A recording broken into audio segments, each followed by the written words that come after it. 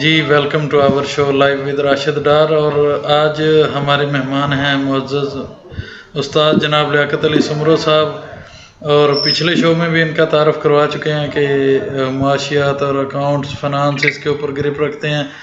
سر تھوڑی رہنمائی فرمائیں کہ یہ جو ابھی آپ نے دیکھا رحیم یار خان میں کل ایک بندے نے خودکشی کی ہے اپنی بچی سمیت، تو یہ مایوسی کی وجہ سے ہے، تو اس کا حل کیا ہے؟ کیا کوئی اسمال سکیل بزنس کر کے ہم ان کو اپنی عوام کو تسلی دے سکتے ہیں؟ اس کے بارے میں آپ کیا رہنمائی فرمائیں گے؟ بسم اللہ الرحمن الرحیم۔ بہت شکریہ جناب، وعلیکم السلام آپ کا، اور اللہ تعالیٰ آپ کی خوشیاں دے، آپ کی مہربانی، آپ نے دوبارہ ہمیں اپنے شو میں بلایا۔ لاسٹ ٹائم بھی الحمدللہ بہت اچھا شو رہا، کافی لوگوں نے ہمیں اچھے کمنٹ پاس کیے، اور اللہ کا شکر ہے اچھا رہا۔ جہاں تک کہ آپ کے سوال کا تعلق ہے، تو جیسا کہ آپ جانتے ہیں کہ ملک کے حالات بد سے بدتر ہوتے جا رہے ہیں۔ مہنگائی کی جو لہر ہے وہ ہر طرف پھیلی ہوئی ہے، انفلیشن ریٹ 30% سے بھی اوپر 28% ہو گیا ہے، اور حالات بہت خراب ہیں، بے روزگاری بہت زیادہ ہے، عوام بہت پریشان ہے۔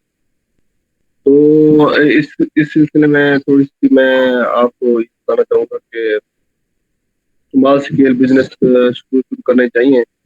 جیسا کہ آپ کو پتہ ہے کہ ہمارے جو مردم شماری کے مطابق عورتیں زیادہ ہیں، مرد کم ہے، تقریباً 55% اور 45% کا ہے ریشو۔ تو ہماری عورتوں کو بھی چاہیے کہ وہ بھی میدان میں آئیں اور اپنا جو ہے نا اس میں حصہ دیں۔ تو اس سلسلے میں تھوڑا بتانا چاہوں گا کہ عورتیں کس طرح کیا اہم کردار ادا کر سکتی ہیں۔ سب سے پہلے تو اپنے گھر کو سروائیو کرنے کے لیے انہیں بھی آگے قدم اٹھانا پڑے گا۔ انہیں یہ کرنا پڑے گا کہ سب سے پہلے اسکول کو آپ پکڑ لیں۔ اسکول میں جو بچوں کی یونیفارم ہے، تو آپ ان کو کانٹیکٹ دینے، ہر اسکول میں چلے جائیں، وہاں پہ آپ ان کا کانٹیکٹ لیں، بھی آپ بچوں کی یونیفارم ہے اس کا ہم سے کانٹیکٹ کریں۔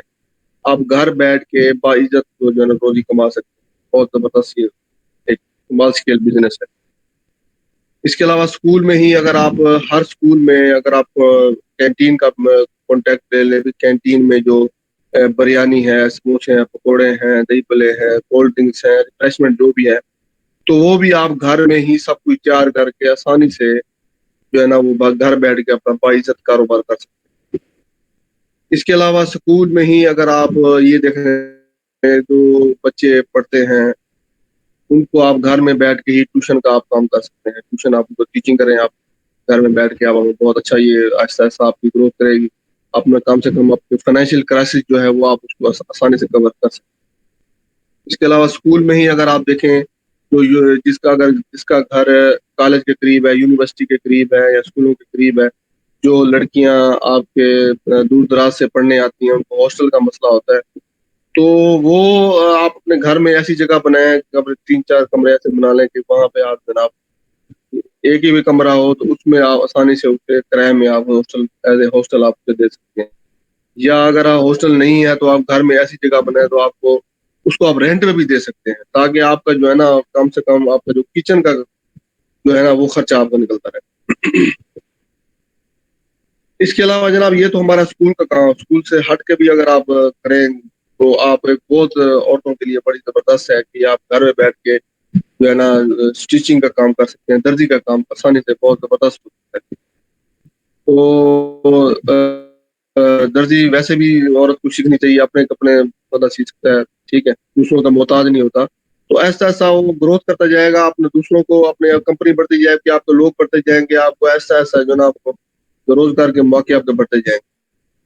اس کے علاوہ کپڑوں کی سلائی کے ساتھ ساتھ اگر آپ تھوڑی سی ایڈورٹائزنگ کر دیں کہ بھئی ہمارے گھر میں آپ کو سلائی کے ساتھ ساتھ اور اس کے علاوہ آپ کو جناب کپڑے بھی ملا کریں گے، تھوڑی سی ایڈ بنا رہے ہیں اپنے پورے محلے سے آپ شروع کر دیں، پہلے ہر محلے میں جا کے خود بھی چلی جائیں اور وہ ایڈ بھی دے دیں کہ بھئی آپ کو جو بھی کسی قسم کا کپڑے ہیں، آپ تھوڑی سی انویسٹمنٹ سے آپ گھر میں وہ کپڑے رکھ لیں اور وہ آسانی سے آپ اس کو گھر بیٹھ کے زبردست طریقے سے آپ سیل آؤٹ کر سکتے ہیں۔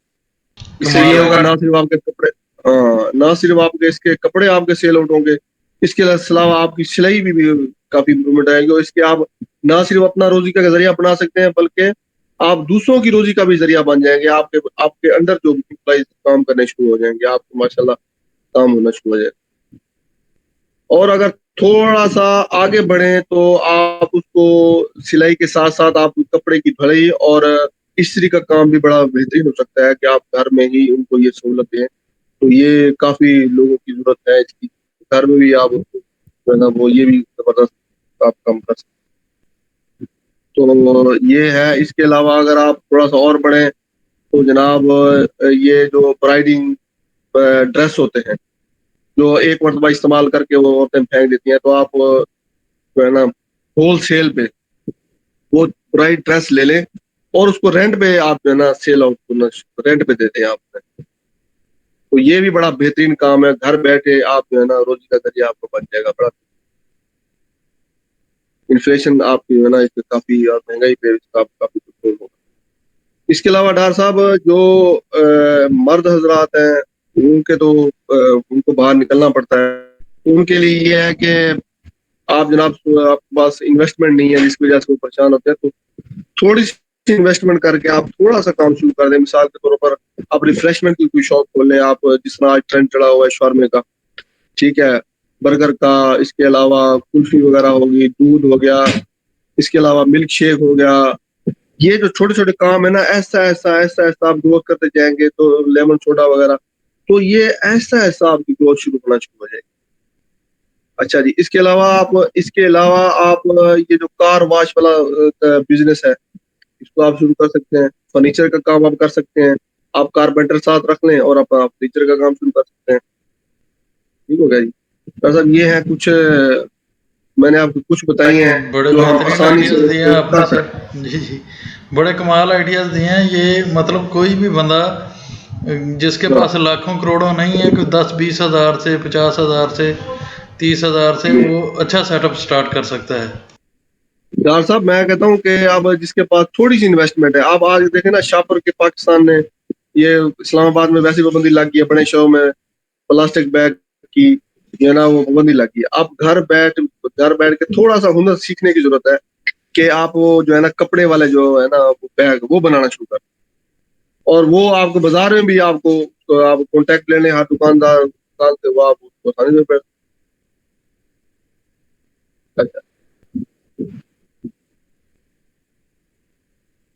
तो थोड़ी सी मेहनत करनी पड़ेगी, तो इंशाल्लाह मसले हल हो जाएंगे। मुश्किल हालात है पाकिस्तान के, ये जल्दी इंशाल्लाह हल हो जाएंगे। अच्छा, दूसरा सर ये जो डाल रहे हैं सारा मलबा इमरान खान के ऊपर, क्या ये तबाही वही करके गया है? ठीक है जी, इमरान खान आपको देखें, आपको सारी पूरी दुनिया को पता है कि इमरान खान ने मुश्किल हालात में कोरोना वायरस का लोड शेड बना शटडाउन हो जाती, दुकानें बंद हो जाती थी, बड़े मतलब के लॉकडाउन वाला सिस्टम था, मुश्किल हालात में इतने मुश्किल हालात में सरवाइव किया और माशाल्लाह बहुत अच्छे तरीके से उन्होंने इसका अंजाम दिया पाकिस्तान काफी अच्छे तरीके से। तो अब ये सारा मलबा जो है ना महंगाई का इमरान खान के ऊपर डाल रहे हैं। वो कह रहे हैं कि भाई IMF से जो मुआहदे किए थे वो आप जो मुआहदों को पूरा करने के लिए जनाब हम ये सारे काम कर रहे हैं, इस वजह से जनाब हम मुआहदा पूरा नहीं करेंगे तो हम आगे हमें लोन नहीं मिलेगा। मुझे सिर्फ एक सवाल का जवाब दे दें कि क्या ये लोड शेडिंग भी इमरान खान ने खुद की है, और क्या ये IMF के मुआहदे में लिखी हुई थी? क्या ये इन्फ्लेशन रेट भी IMF ने कहा था कि भी इन्फ्लेशन रेट जो है वो 18 से, आप अभी इस वक्त मौजूदा इन्फ्लेशन रेट 28 चल रहा है, क्या ये भी इमरान खान ने कहा था कि इन्फ्लेशन रेट आप जो है ना इतना ले जाएं? क्या ये इमरान खान के ऊपर ये भी आता है कि जनाब जो डॉलर का रेट है 182 से आप 208 रुपए का हो गया, 26 रुपए डॉलर का रेट, क्या ये भी IMF के मुआहदे में लिखा हुआ था कि डॉलर का रेट आपने इतना बढ़ाना है?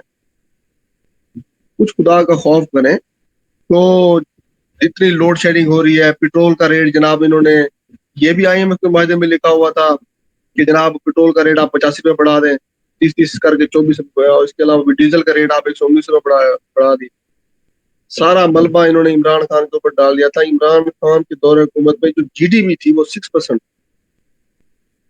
प्रोडक्शन हमारी बढ़ रही थी, प्रोडक्शन हमारी मुल्क ग्रोथ की तरफ जा रहा था, جو ایگریکلچر سیکٹر ہے اس کا گروتھ ریٹ تھا 4.6%. انڈسٹریل کا جو گروتھ ریٹ تھا وہ 6.6% تھا. جو ہمارا سروس سیکٹر تھا وہ 7.6% پہ جا رہا تھا. انفلیشن ریٹ کم تھا. مہنگائی تھی اوور آل میں دنیا میں مہنگائی تھی, لیکن عمران خان نے بڑے اچھے طریقے سے اسے ہینڈل کیا ہوا تھا. اب یہ سارا ملبہ عمران خان کے اوپر ڈال. تو دیکھیں عمران خان کی آپ اچھی اچھی چیزیں بھی دیکھیں نا. FBR کا سسٹم, جو FBR میں جو ہماری ریمیٹنس جو ہمارے پاس ریکوری ہوئی وہ 32,000 سے 6100 تک چلی گئی ہے, 6100 ارب تک. اتنی ہماری ٹیکس کلیکشن ہوئی ہے, یہ بھی عمران خان کی وجہ سے ہوا ہے. اس کے علاوہ جو فورن ریمیٹنس تھی وہ آپ کو بتا دوں کہ یہ تقریباً 19 ارب ڈالر سے بڑھ کر 32 ارب ڈالر تک باہر سے جو پیسہ آتا ہے ریمیٹنس, وہ بھی ماشاءاللہ عمران خان کی وجہ سے ہی ہوا تھا. اب یہ سارا ملبہ عمران خان کے اوپر ڈال رہے ہیں, اپنی نااہلی شو کروا رہے ہیں جناب. اور اب دوسرا کریڈٹ جو فیٹف کا کریڈٹ ہے وہ بھی اب عمران خان کو کریڈٹ دینے کی بجائے وہ اپنے اوپر بھائی ہماری وجہ سے. 2018 میں گرے لسٹ میں تھا پاکستان جب عمران خان نے حکومت دی تھی اس وقت. پہلے تو میں فیٹف کے بارے میں بتا دوں یہ ہوتا کیا ہے. فیٹف 7 ملکوں نے یہ شروع کیا تھا کہ وہ ملک جو دہشت گردی میں انوالو ہوتے ہیں, جو منی لانڈرنگ میں انوالو ہوتے ہیں, جو بدہ خوری میں انوالو ہوتے ہیں, جو جس کے ملک کے حالات خراب ہوتے ہیں, چوری وغیرہ یہ وہ, تو اس کو وہ گرے لسٹ میں ڈال دیتے تھے یا بلیک لسٹ میں ڈال دیتے تھے. تو الحمدللہ ہم تو گرے لسٹ میں تھے. بلیک لسٹ میں صرف 2 ہی ملک ہیں, ایران ہے اور نارتھ کوریا ہے. ہم گرے لسٹ میں شامل تھے اور گرے لسٹ میں الحمدللہ اس پاکستان عمران خان کی حکومت میں 33 پوائنٹ تھے وہ کلیئر ہو گئے. صرف 1 پوائنٹ کا مسئلہ رہ گیا. اب انہوں نے باہر سے آن کے وزٹ کرنا ہے کہ پاکستان کو باقی گرے لسٹ میں سے نکال دیا جائے یا نہ نکالا. تو میں بس اللہ کا شکر کرتا ہوں کہ یہ اللہ سے دعا کرتا ہوں کہ جو باہر سے بندہ آئے نا تو وہ تھوڑا یہ دیکھے کہ جو وزیر اعظم ہے اور وزیر اعلیٰ وہ خود منی لانڈرنگ کے کیسز میں ہیں. تو مجھے نہیں لگتا کہ اللہ خیر ہی کرے کہ یہ جو ہے نا وہ گونگے بہرے ہوں, ان کو پتہ نہ لگے اس چیز کا. تو پھر ہی ہو سکتا ہے گرے لسٹ میں سے نکل سکتا ہے, ادروائز اگر تھوڑے سے ہوئے تو پھر کام خراب ہو جائے. صحیح ہے جی سر, بہت شکریہ سر, آپ نے اپنا بہت قیمتی وقت دیا سر. آپ کے پاس ٹائم شارٹ ہوتا ہے تو سر پروگرام میں شرکت کرنے کے لیے بہت شکریہ. تھینک یو سو مچ. مہربانی ڈاکٹر صاحب, بہت شکریہ. اللہ تعالیٰ آپ کو بھی ترقی عطا فرمائے. آپ کی بڑی مہربانی. اللہ حافظ. پاکستان زندہ باد.